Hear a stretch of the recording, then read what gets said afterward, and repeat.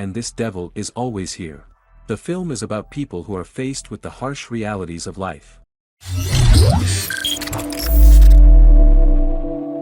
Audio Jungle. Film begins with a view of a map of the United States. The voiceover indicates the main places of the unfolding events.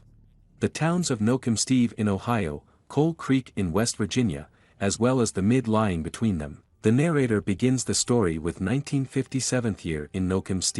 Willard Russell lives here with his family. Ex-Marine with the face of Pennywise the Clown. During World War II, he fought on the Pacific Front.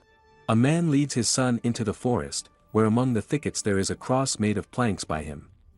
Here they pray. During prayer, the story rolls back in time, right to the fighting. Russell and his squad find an American soldier crucified by the Japanese in a scorched clearing. His terrible wounds were covered with flies, but he was still alive. Russell shoots him in the head to end the agony. Later, on the way home, a Marine who has been demobbed goes to a cafe in the Ministry of Foreign Affairs, where he runs into photographer Carl Henderson. He also has an important role in history. Russell and Carl meet their future wives here. Waiters Charlotte and Sandy. Returning home to Coal Creek, the former soldier gives his uncle a captured German Luger pistol. Russell's mother, from the very first meeting, tries to woo him, a devout neighbor girl, Helen, about whom she has her own fad.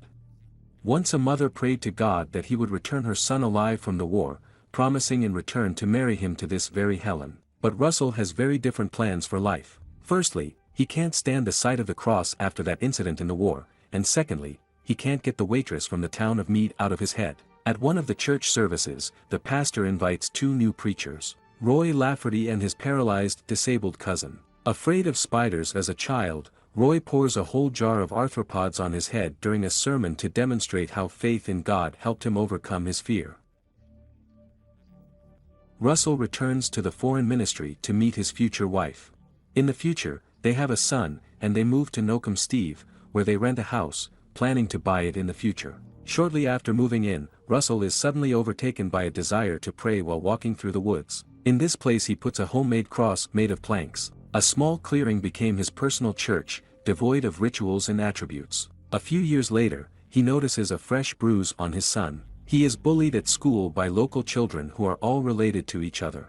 Russell leads his son to a makeshift church, explaining along the way that he needs to learn how to fight back as a bully. When they pray, hunters passing by bully Russell himself, but he does not distract himself from prayer. Now would be the time to look in on his wife. Dad? Now is the time of the Lord and only Him. A little later they go to the city, where a man beats up a rude hunter and scares his friend.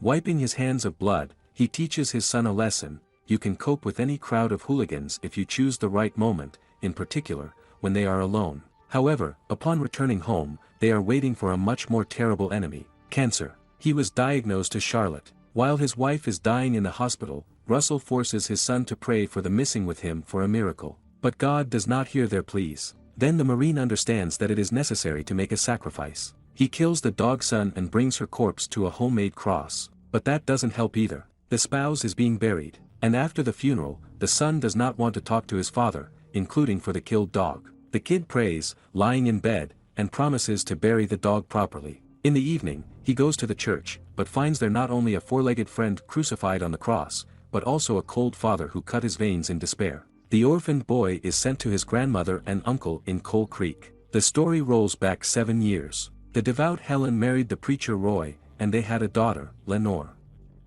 But during another trick with spiders, one of them bites Roy. Instead of superpowers and the desire to fight evil, the priest gets an allergic reaction, which significantly shakes his psyche and affects the perception of reality.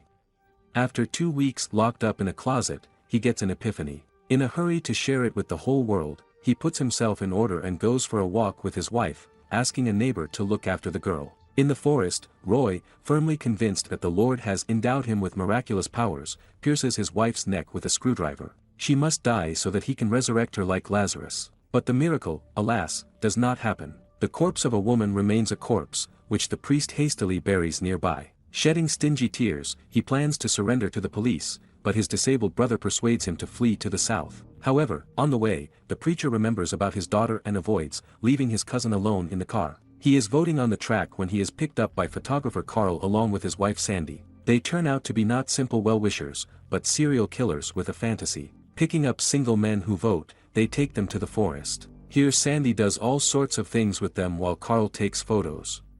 The couple tries to persuade Roy to the obscene, but he refuses to copulate with the harlot.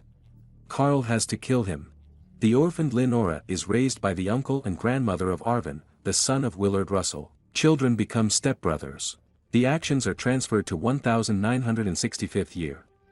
On his birthday, his uncle gives Arvin a Luger brought by his father, one of the few things left of the former Marine at all. In high school, the pious Lenora is bullied by classmates. Arvin stands up for his sister and gets beaten up. After school, they drive to the cemetery to the grave of Helen, Lenore's mother, whose body was once found in the woods. Every day the girl reads the Bible here, while her brother, who was disappointed in God as a child, hangs around. When they are about to leave, the pastor of the local church informs that his nephew, a graduate of the theological seminary, will come to replace him and asks to greet him warmly. Grandma is preparing a treat for the arrival of the new pastor, as well as the rest of the devout locals. During the tasting of treats, the pastor is urgently asked to read a sermon, and as a visual aid, he chooses a grandmother's dish that does not look so rich against the background of the others. The old lady is very upset. Arvin even tries to talk to the pastor in a manly way, but he is stopped. Having escaped once again from school bullies, Arvin takes his sister to the cemetery,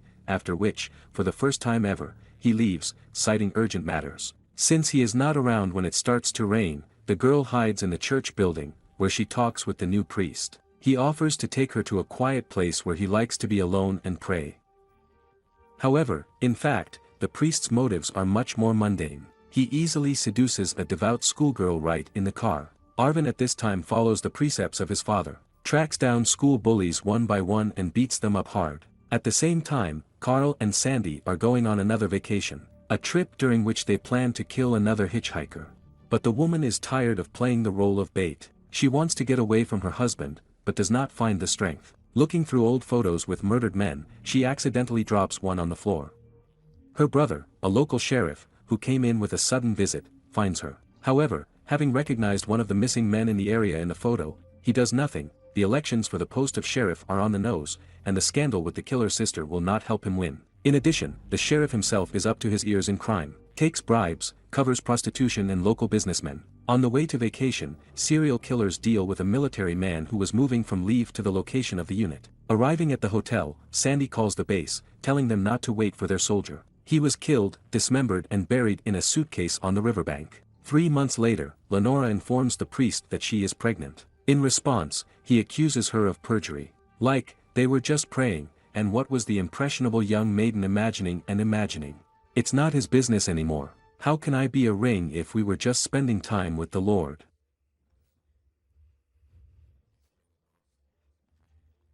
Because of morning sickness, as well as dislike for the pastor, the girl misses Sunday service for the first time in a long time. Taking advantage of the fact that no one is left at home, the girl goes to the barn, where she stands on a bucket and puts a noose around her neck. At the last moment, she realizes that her family will understand and forgive her. Lenora wants to get down, but the bucket treacherously slips out from under her feet. Arvin later finds his already lifeless sister in the barn. After the funeral, the policeman informs him that his sister was pregnant. Arvin suspects the priest of this. After her death, he never mentioned the name of one of his faithful parishioners.